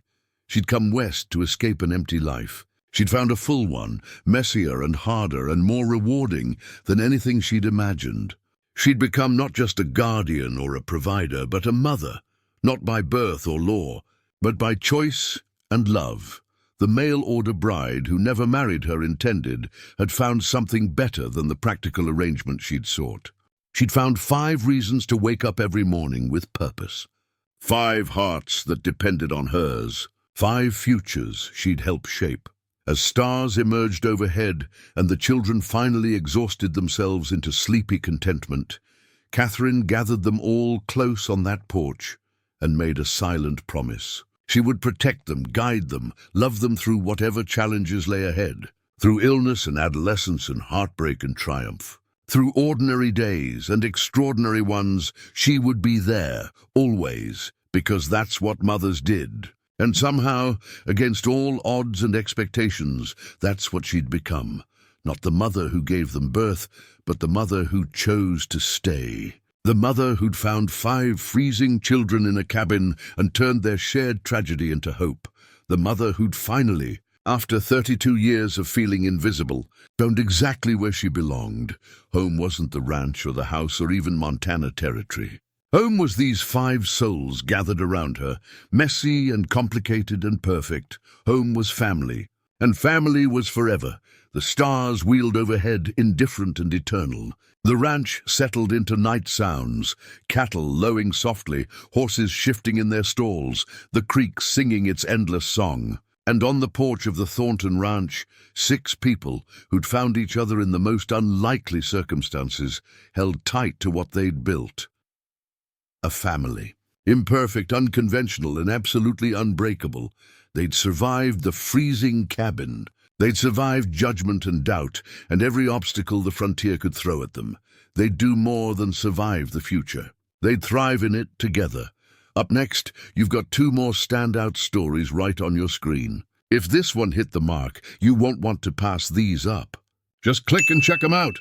And don't forget to like, subscribe, and turn on the notification bell so you don't miss any upload from us.